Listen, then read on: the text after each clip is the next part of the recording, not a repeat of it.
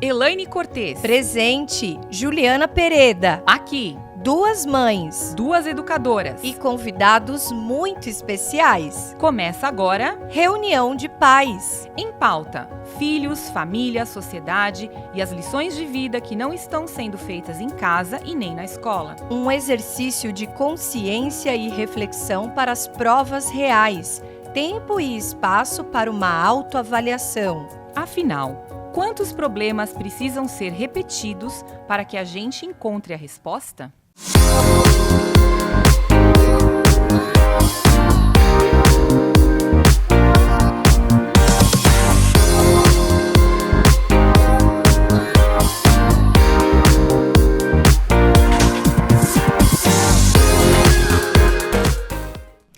A nossa reunião já começou. E o tema de hoje, por que está tão difícil discutir o óbvio? Ju, eu ouso dizer que porque o óbvio primeiro precisa ser relembrado, conceituado de novo. E sim, o óbvio precisa ser dito. Mas antes da gente começar, queria te propor uma reflexão nostálgica, assim. Sobre o nome do podcast. no final, né? Exatamente. Como é que foram as experiências de reunião de pais para você, Ju? Então, eu como criança, né, como aluna, as minhas reuniões de pais eram muito rápidas, porque a minha mãe ia para a escola, retirava os nossos boletins, eu tenho mais 2 irmãos. A gente sempre foi boa aluna, então, assim, não tenho o que dizer. Entrega de nota. Tá aqui e pronto, acabou, né? E assim, como mãe, eu sinto muito falta de conversar com outros pais, né? De assim, compartilhar preocupações e dores, sofrimentos, e eu vejo que as escolas, elas não estão muito interessadas. Eu sinto que as escolas têm até um pouco de medo, para ser bem sincera, de promover uma reunião de pais. Você sabe que nunca mais eu participei como mãe de nenhuma reunião de pais ou de nenhuma reunião, na verdade, com um maior número assim de pessoas. Para uma roda de conversa, para um debate. Sim. Há um distanciamento, né? Exato, e isso faz muito mal, eu sinto que faz muito mal. Tanto que nos motivou a criar, né, o podcast, a criar o perfil do Unipais, para que a gente tenha pelo menos um ambiente virtual onde as pessoas tenham condições de trocar um pouquinho das preocupações e do que a gente está enxergando aí no mundo. De debater realmente sem censura, né, Ju? Bom, para mim, enquanto filha, as reuniões de pais foram traumáticas. Porque eu estudei em escola pública a vida toda, né? E naquela época funcionava assim: os alunos ficavam nas suas carteiras, né? Nas suas cadeiras, os pais chegavam e, à medida que essa mãe, esse pai, esse responsável chegava, o aluno saía e podia ir brincar no pátio. Só que eu era a última a sair, eu não brincava no pátio e ia embora só quando alguém lembrava de me buscar, normalmente com um certo atraso. Então, era eu que levava o boletim para casa, porque, infelizmente, no meu caso, minha mãe nunca podia estar na reunião de pais. Claro que hoje, né, madura, mãe, eu consigo fazer uma releitura disso e entender onde ela estava. E onde ela estava? Estava trabalhando, né, sustentando a família. Sustentando a família. Por muito tempo, eu imaginei que era assim. Ok, os pais não necessariamente precisam estar presentes. Não tem problema, né, não estar na reunião. Não tem problema ser esquecido. Na apresentação, né, da escola. Não tem problema ser o último a sair. Não tem problema se a minha mãe não ouviu o que ela precisava ouvir da professora a meu respeito. Porque, afinal, as mulheres trabalham e, às vezes, o dia todo, né? Demorou muito tempo para eu entender que a nota baixa dessa ausência vem na vida, Ju. Que acho que é a pior nota baixa, né, que a gente pode ter na nossa vida inteira. A maneira, a fatura que chega, né, a cobrança desse boleto, né, de ausência, e de uma ausência forçada, né? Exatamente, de uma ausência que vem maquiada, camuflada, Sim. fantasiada de independência. De liberdade. De liberdade. É Na verdade, é um incrível cativeiro, né? Nós somos uma geração muito mutante, né, Ju? Não sei se você concorda com isso. Concordo. Nós pegamos lá a prova mimeógrafo e carbono. Sim. Estamos indo para o metaverso e não vai parar por aí. Então, se teve uma geração que aprendeu a se adaptar e a mudar, é a nossa. Mas isso tem seu ônus, né? Tem. E esse sofrimento também nosso, de mulheres, também de imitar as nossas mães, né? Porque essa nossa geração é uma geração que aprendeu, como você mesma disse, que a gente precisa ir trabalhar, que a gente tem que ganhar a vida. O que significa, né? Ganhar a vida. Ganhar a vida. E assim, eu não enxergo isso como algo no balanço tão benéfico assim, porque acaba destruindo, né, momentos e um tempo muito precioso que não volta, né, com seus filhos, enfim. Então, é um pouco triste, né, a gente se dá conta, né?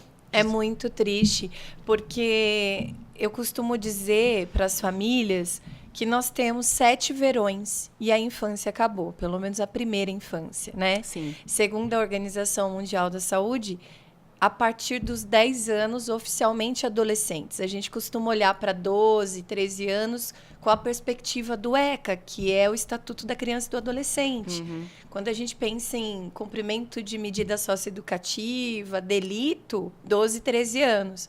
Mas quando a gente pensa que, vamos pensar no corpo feminino, né?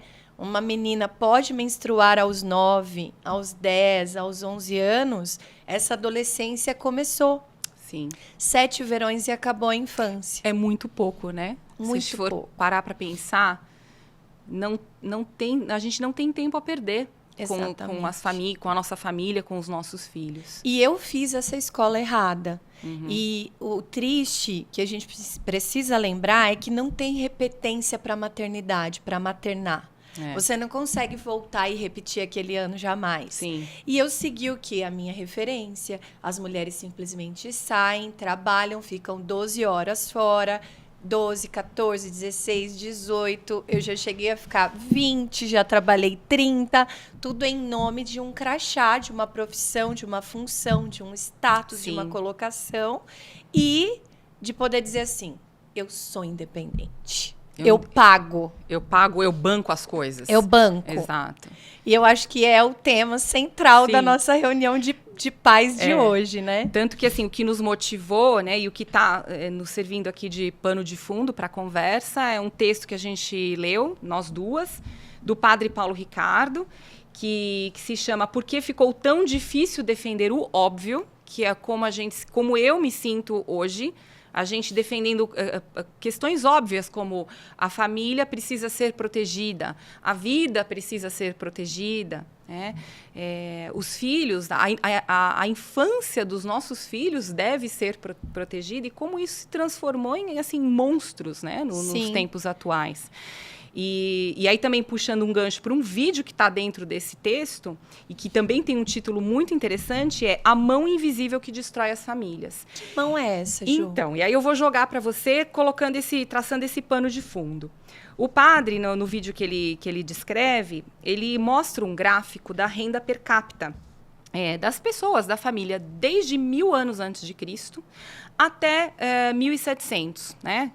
1700, 1800, século 17, 18, 19. E ele constata que a renda per capita ela é sempre muito estável, né? De 1000 anos antes de Cristo até chegar esse momento da Revolução Industrial, que é um marco histórico, e aquilo faz assim, catapulta, vai super para cima. E ele disse que esse é um fator muito importante para o início do fim. O início do caos. O início do caos e da destruição. Porque a Revolução Industrial, juntamente com o sistema bancário, eles criaram uma visão de mundo para as famílias que elas não tinham antes. Antes era aquela pessoa que trabalhava, obviamente, cuidava, trazia o sustento para a família, mas tinha tempo para cuidar da religiosidade, cuidar dos filhos, educava os filhos em casa. E depois desse momento, a Revolução Industrial, ela sequestra mesmo as pessoas das famílias e elas vão para fora. Então, elas deixam de olhar para dentro e elas olham para fora, para trabalhar, ganhar dinheiro, conquistar a independência, como você mesma disse. As pessoas viram máquinas, né, Ju? E nesse momento, o que a gente percebe é uma armadilha sedutora extremamente que nos cativa pelos nossos 5 sentidos, né? Sim. Os olhos, né? A visão, a audição que a gente escuta, até os cheiros, os gostos, os toques, enfim. Sistema nervoso periférico nos estimula nas nossas emoções para o desejo de consumo. Para a busca do prazer também. Prazer imediato. Né? E a hipnose monetária, que faz as pessoas nunca se satisfazerem com o que elas têm. Elas sempre querem mais e mais e mais. E algo que ele disse que é verdade, né, nessa questão dos juros, sobre juros do sistema bancário, as pessoas elas são escravas, né, do sistema bancário. Elas compram um carro financiado e, ao final do financiamento, elas pagaram mais um carro para o banco. Exatamente. É muito interessante a análise que ele faz, quando ele diz assim, né, nós somos, né, a sociedade, né, ele está generalizando e se referindo a quem trabalha nesses moldes. Funcionários dos bancos todos, né? É assustador, né? Assim, é estarrecedor. E junto com isso, todos os males que decorrem, né, de um mundo que deixa de ser mais simples, que de uma vida mais simples, não tão ambiciosa materialmente, né, mas uma vida simples, e passa a uma vida ambiciosa e focada na matéria, focada na busca dos prazeres físicos, emocionais e materiais. Nas compensações, né? Exato. Você sabe que eu me recordo de um período da minha vida que felizmente acabou, né? O que eu perdi Você é acha que irreparável. demorou? Você sente que Só demorou? 22 anos, né? Claro que os filhos vieram depois, 22 anos, toda a minha trajetória jornalística, digamos assim, né? Mas o que eu perdi é irreparável. Tá? Eu escuto muito algumas mães dizerem assim, e eu já dormi com esse barulho, eu já me enganei dessa forma. O que importa é o tempo de qualidade. Então, quando eu tô lá 1 horinha, eu tô 100% para eles. Eu dizia isso, com a maquiagem escorrendo no tapete da sala, acreditando que aqueles 40, 60 minutos eram transformadores, milagrosos. E hoje eu digo, isso é uma balela, isso é uma mentira. Não existe tempo de qualidade sem tempo de quantidade. Você não se torna íntimo de pessoas com as quais você não convive. Então, isso é uma enorme mentira, né? E muito do que eu vivia no passado, trabalhando para ser independente, para dizer que eu pagava as contas, né? Ficava pelo caminho. Esse dinheiro que a gente entrega para as instituições financeiras, né? Ele é tão mentiroso que ele fica pelo caminho. Então, eu comecei a fazer uma conta real depois de sair desse entorpecimento e eu chegava à seguinte conclusão: eu precisava terceirizar o meu papel. Então, eu pagava uma funcionária para estar onde eu não estava. Eu pagava a comida pronta porque eu não conseguia ter feito. É impressionante. Eu ia pagando a minha ausência. E depois eu fui pagar o psiquiatra e o remédio para dar conta do que a minha ausência causou em mim. Não é maluco? É maluco e me faz pensar assim, a quem interessa tudo isso, né? Como você disse, nós financiamos esse sistema que nos faz acreditar que a gente tem que ficar fora de casa muito tempo e depois pagar por isso, né? Pagar por essa culpa que a gente carrega só que a gente perde. Paga com a vida. A gente paga com a nossa vida, exatamente. É muito sério isso. É muito sério. Né? E as mulheres, né, especialmente da nossa geração, acompanharam a saída dessas mães de casa, né, para trabalhar. E vale lembrar que a gente não está pregando aqui que as mulheres não devam trabalhar, né, Ju? Data vênia, né? Não é isso. Não. Mas se o seu trabalho ou qualquer outra atividade te tira da sua maior missão e compromete o maior patrimônio da humanidade, que é a família, a gente já tem um fracasso social inevitável. Que é o que a gente enxerga hoje. né? Então, assim, toda essa questão histórica, você vai pensar, então tá, ok, século XIX, século XVIII, Revolução Industrial, isso está muito longe da gente, né? São, sei lá, joga 400 anos para trás. Só que não, né? Tudo tem um início. Então, essa derrocada, né?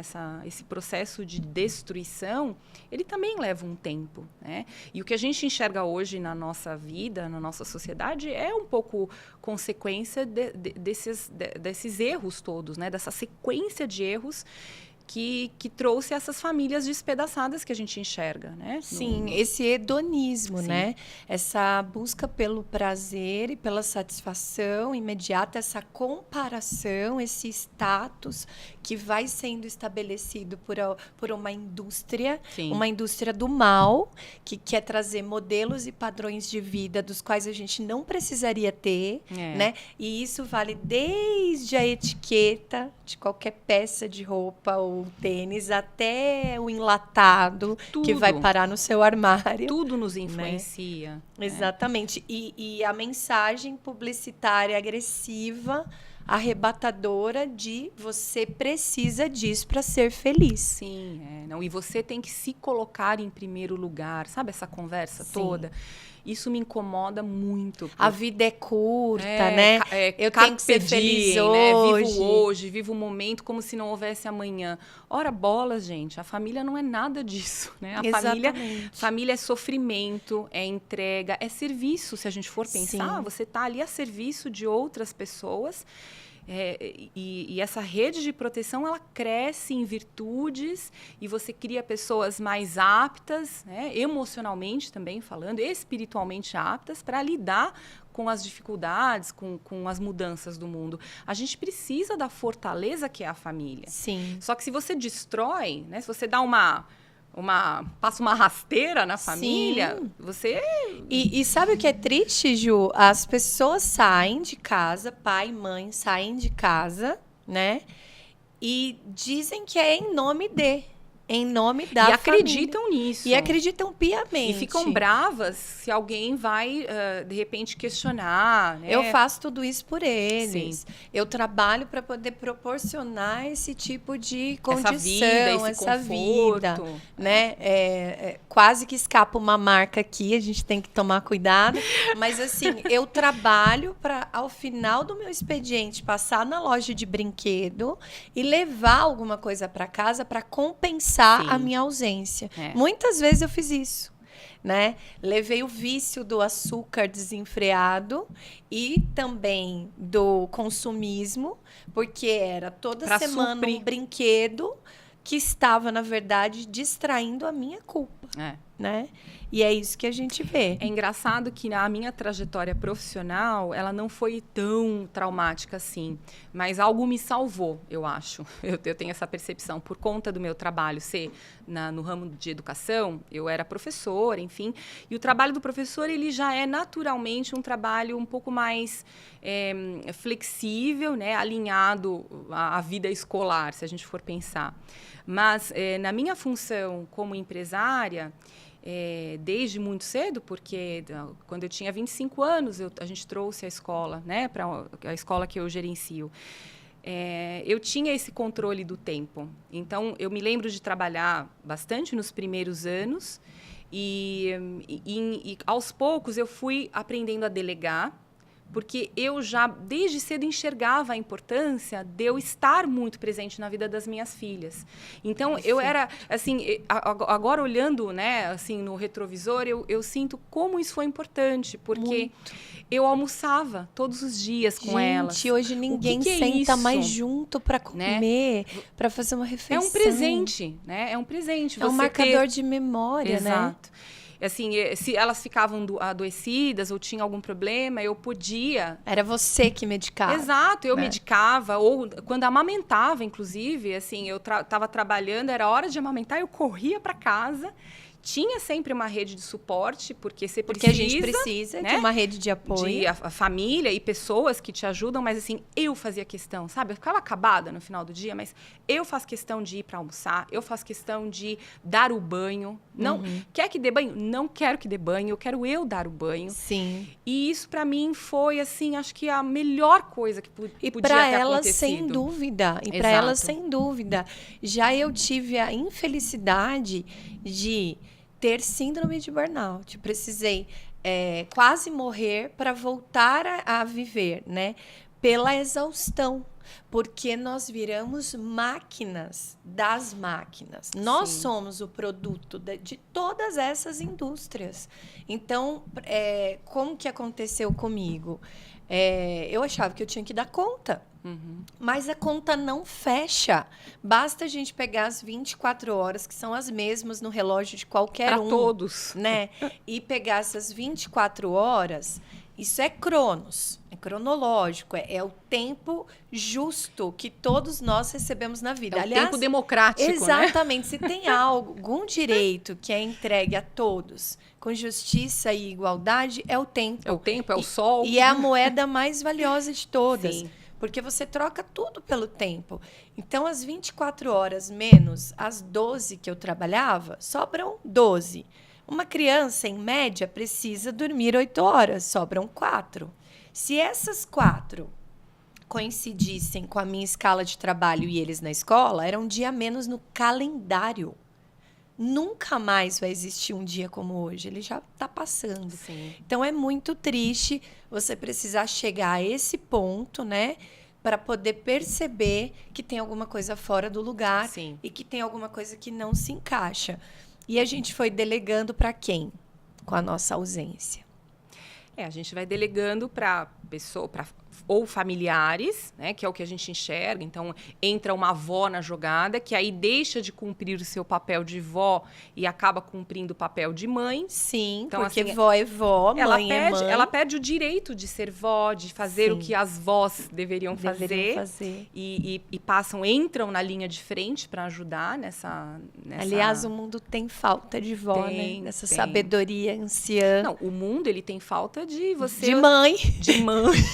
Se a gente for pensar, é falta da família. Né? Aí volta para aquele tema, né? Revolução Industrial. Tira o pai de casa para trabalhar. Não foi suficiente. Tira a mãe agora. Tira a mãe de casa para trabalhar, porque a mãe tem que trabalhar, porque ela tem que ser independente. E para dar conta dos desejos e luxos que a gente está bombardeando essa família para ela ter. E também muito influenciada pela revolução do feminista, pela revolução sexual, que a mulher ela não tem que se submeter à família, ela tem que ser mais, ela tem que ser dona de si. Isso só prejudicou a vida das famílias. Exatamente. Né? Ela fala, eu não vou servir o meu marido, mas ela trocou o marido pelo patrão.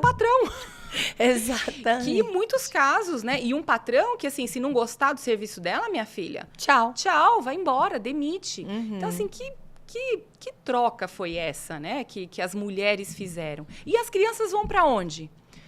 Escolas integrais. Escolas integrais. Elas vão ser tuteladas pelo governo, né? Sim. Por governos que são, ora, capitalistas, ora socialistas. E aqui, assim, a gente não está falando de política, não, tá? Até porque para os bancos os dois são fregueses. Banco adora o socialismo, porque o socialismo pega o dinheiro e redistribui e o banco ganha com isso. Capitalista, também banco gosta, porque o capitalismo ensina as pessoas a trabalharem, conquistar o seu dinheiro e o banco fica com o dinheiro. Então, aqui a gente não está falando de política, a gente não está falando de nada disso. A gente está falando de uma doença mesmo, né?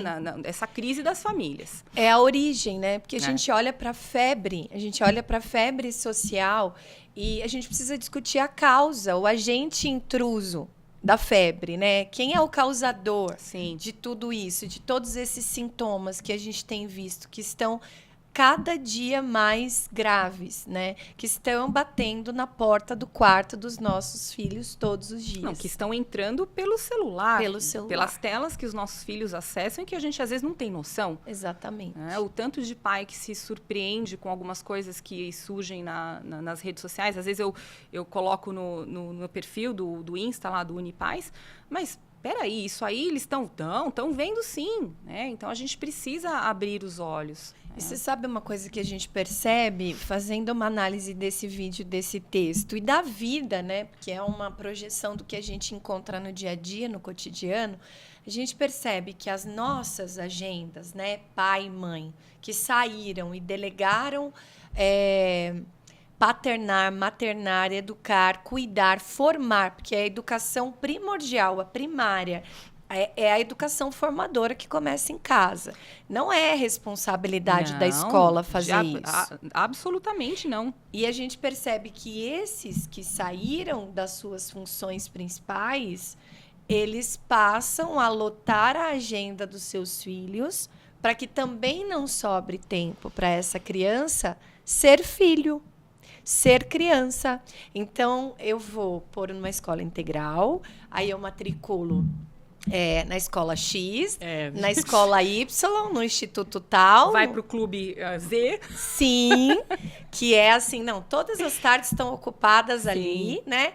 E aí, no final, ele também cumpriu as 8, 12 horas de trabalho dele. Ele já está trabalhando já. São os poderosos chefinhos, né? São os reizinhos da sociedade. Eles também já têm uma rotina, né? Escrava. Então, e aí, onde é que fica o tempo da família para não só educar, ensinar valores, transmitir tradição, conviver, ensino da fé, que é algo que é um grande problema, porque o mundo, quando ele passa a ser materialista, ele deixa de ser um mundo que olha para a metafísica, para aquilo que vai além. Né? Você não pode servir 2 senhores ao mesmo tempo. Né? A Bíblia diz isso. Sim, então, ou é o dinheiro que está no teu altar. Qual é o Senhor? Exatamente. O que Senhor está no altar da sua família? Sim. Né? E a gente também percebe essa crise na fé, né? E aí você vai falar, então, eu não entendo porque as coisas estão assim. Não, presta atenção. Exatamente. E assim... O que você não está fazendo? A né? leitura não é com um viés religioso. A leitura é humana. A gente percebe os principais laboratórios das grandes universidades do mundo constatando. O MIT há pouquíssimo tempo falou que nós vivemos uma profunda crise de sentido, que o momento é disruptivo, ambiental, social e humano, existencial. Aliás, os cientistas, que a gente tem uma ideia de que possam ser aí incrédulos, né? A maior parte deles, há aí um enviesamento, né? Da gente pensar que o cientista não necessariamente tem alguma fé, mas até eles estão reconhecendo e chamando essa crise existencial de crise espiritual, de uma disrupção espiritual. É fato, é fato. E aí você tenta... foi aquela conversa que a gente teve antes de começar o podcast. Aí como é que você vai suprir o politicamente correto, né? Você coloca o politicamente correto para tentar também se colocar no lugar da culpa que você tem e que você adora terceirizar. Então, assim, eu estou salvando o planeta porque eu separo o meu lixo em casa, Sim. né? Ou essas pautas climáticas, né? Eu me preocupo com as... Me manifesto, eu me preocupo com as tartarugas, né? Do oceano. E o meu filho está em casa. E meu filho está em casa, né? E eu... chupando no canudinho, literalmente, Exato. né? Então, assim, o que a gente percebe... Não tem lógica, né? É que há um engano, né? A gente está há um entorpecimento, é uma anestesia, é uma camuflagem, é um equívoco, é um travesseiro mentiroso da consciência pesada. Porque você vai dormir acreditando que é um bom ser humano, que só trabalha direitinho e ganha o seu dinheiro. Você não está prejudicando ninguém. Fazendo mal para ninguém, mas você está lá na rodinha do hamster e está enfiando toda a tua família junto quando ela se salva. Quando a família está lá. Exatamente, porque aí a gente começa a ver os sintomas disso. Sim. A gente percebe aí uma escalada absurda de adoecimento mental, né, Ju? Sim, o próprio aumento de suicídios, né? Você mesma disse num encontro que ocorreu aí essas últimas semanas, que a taxa de suicídios, elas têm aumentado progressivamente. De forma exponencial. Nunca se teve tantos registros nos prontos-socorros por automutilação praticada por adolescentes, como nos últimos tempos. O índice reduziu a faixa etária para 14 anos. Então, a gente vê que a maior pico dessa curva, né, a mais preocupante hoje, está na adolescência. E cada vez mais precoce a gente vê a depressão infantil se estabelecendo, as crises de ansiedade sendo banalizadas, sendo naturalizadas, né? Hoje, não ter que é o estranho. Sim, você é diferente se você não tem um diagnóstico. Se você não toma um remédio controlado. E o nível de adoecimento das mulheres também. Por quê? Porque há uma falta de pertencimento, há uma falta de um lugar como esse, de uma reunião de pais, onde eu possa dizer assim, ei, peraí, eu tô sentindo tudo isso. E agora, eu sou essa né? aí. Será, eu sou a única, né? Sim. E o que acontece? Como as pautas, né, desse pseudo-feminismo, né, pseudo-empoderamento são tão latentes, as mulheres se oprimem, se camuflam, se omitem, sentindo tudo isso que a gente está dizendo. Elas têm vergonha. Elas têm vergonha de admitir que a conta não fecha. Porque a gente estava falando agora de tempo do relógio, Cronos, mas vamos falar de Kairos, né? Que é o tempo da existência, o sentido que você dá para o tempo que você tem. Há um vale de ossos secos aí.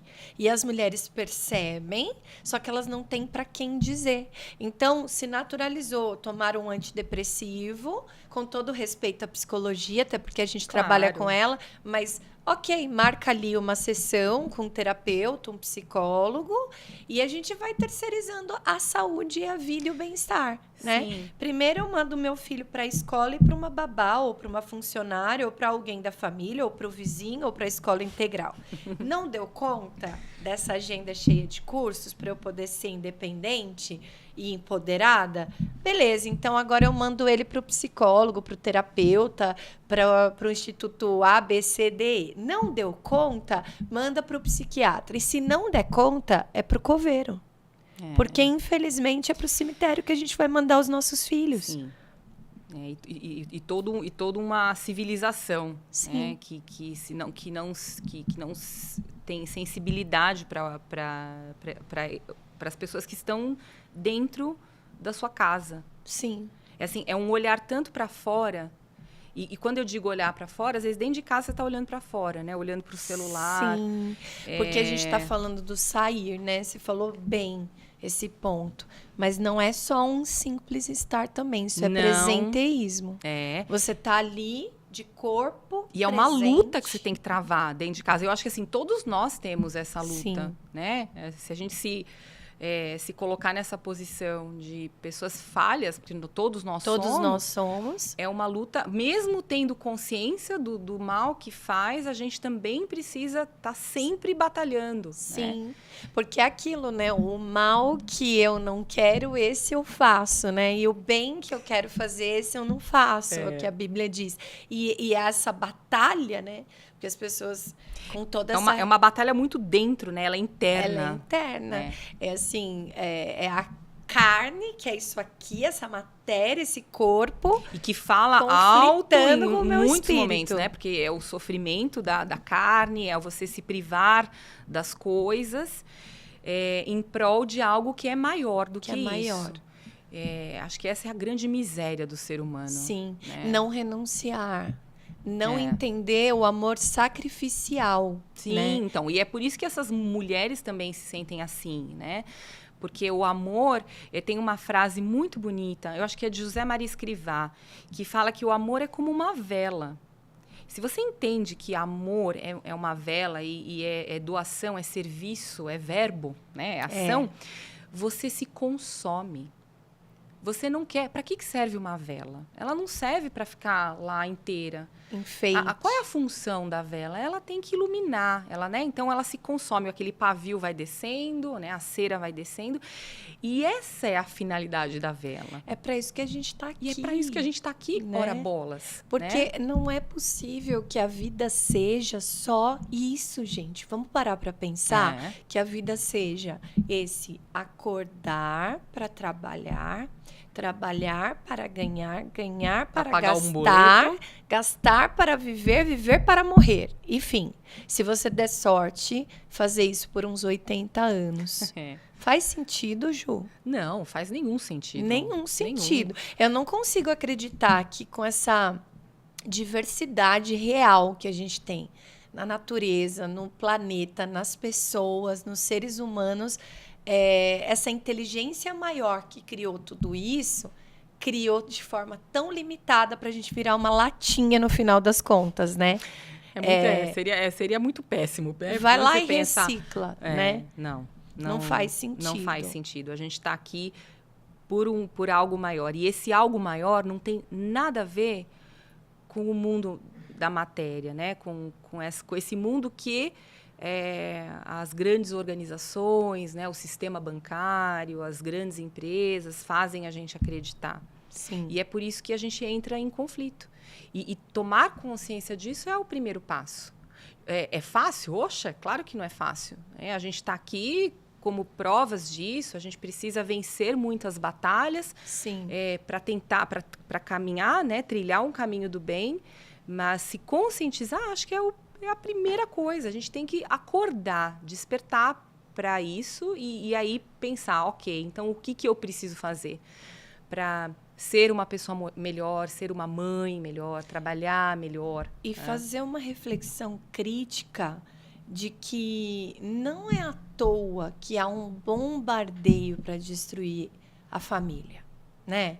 Olha a quantos interesses, como você disse, isso atende, né? Não é estranho você pensar que o óbvio é você ter uma família saudável, unida.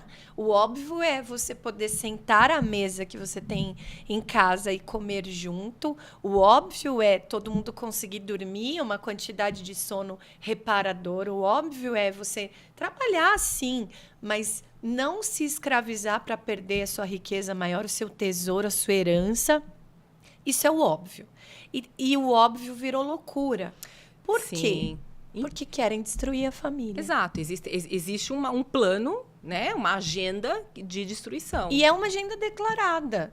Só que nós precisamos, de alguma maneira, Então, mas é uma agenda declarada, mas muita gente não se dá conta disso, né? Que, às vezes, ouvindo uma música de má qualidade, ela está nessa agenda. Sim, ela está consumindo. Ela está consumindo, né? A gente, assim, o que a gente vê de movimentos, assim, satanistas, às vezes, você, assim, de adoração a forças do mal, você vê isso de forma escancarada na nossa cultura. Exatamente. Né? Existe uma vontade muito grande de você descaracterizar. Então, assim, o que é o belo? Você não pode mais falar o que é belo. Como assim? Não é? Sim. O belo existe uma referência para aquilo que é belo.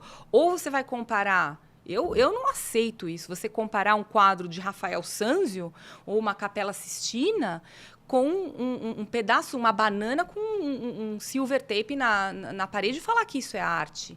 Então, essa força do mal, ela está operando em lugares que a gente não imagina, não desconfia. Às vezes é inocentemente. Numa novela, num filme, numa música. Exatamente. Né? Então, numa proposta, né? Numa proposta. Eu penso que uma lição de casa que a reunião de pais deixa hoje é assim. Vamos pensar esse modelo básico. O que é a família, né? A família, ela tem uma inspiração, né? Quando a gente olha, por exemplo, para a Santíssima Trindade, né? Pai, Filho e Espírito Santo. A gente tem uma representação da família. A gente tem uma referência. Né? A gente tem uma referência. Então, ok. Há um modelo. Qualquer coisa qualquer tentativa, qualquer movimento, qualquer intenção, qualquer desejo, qualquer estilo de vida que me tire desse modelo, que me descaracterize, que arranque de mim o direito e o dever de exercer o meu papel, que me afaste dessa referência, referência, já tem alguma coisa errada. Já soa um sinalzinho, né? Já Sim. acende uma luzinha Exatamente. vermelha. Então, é fazer uma reflexão, assim, eu estou presente, qualidade de presença, atenção plena, estado de presença, eu estou presente na minha casa, na minha família, eu estou fazendo a lição de casa, ou eu estou mandando um recadinho para a escola fazer isso por mim?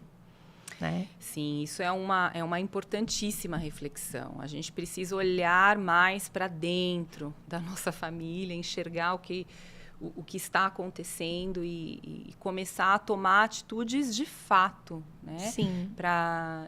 Caminhando para essas referências de aquilo que é bom, aquilo que é belo, aquilo que é verdadeiro. Né, cada um dentro da sua religião. A religião ajuda bastante, né, as pessoas a ter um norte, porque tem muita gente que fica perdido. Né? Então, às vezes, precisa de um direcionamento. Buscar isso. Sim. Porque você não vai encontrar isso na pornografia, você não vai encontrar isso naquela pessoa famosa que você segue. Na influencer da vez, né? Na youtuber da vez, né? A gente vai encontrar isso em Jesus, né? Ele se fez homem, Exato. Provou dos nossos fracassos, desejos, tentações. Nos redimiu. Exatamente. Né? É tão lindo o que Jesus fez por nós e ele aceita que nós sejamos pecadores, Sim. né? Eu estou terminando de ler um livro sobre casamento e é muito legal o livro que ele fala de assim, que no casamento você tem que entender que você é pecador. Né? Todos nós somos. Sim. Mas quando você entende a dimensão do pecado e você começa a lidar no casamento com essa dimensão do perdão e dos pequenos pecados, Sim. não estou falando de grandes, não, dos pequenos, né? Daquela parábola dos denários, né? O servo que devia eu esqueci o nome agora. O servo, ele devia muito para o Senhor e ele perdoou. E aí, um co-servo daquele servo devia menos. E ele não perdoou. E ele não perdoou. Ele cobra, né? Ele cobra. Então, o que o Senhor faz? Como assim? Eu perdoei você de uma dívida tão grande. E você não perdoou, né? E você não foi capaz de perdoar uma dívida pequena. O próprio Pai Nosso, que é a oração universal, né? Que foi deixada aí para nos inspirar, fala, né?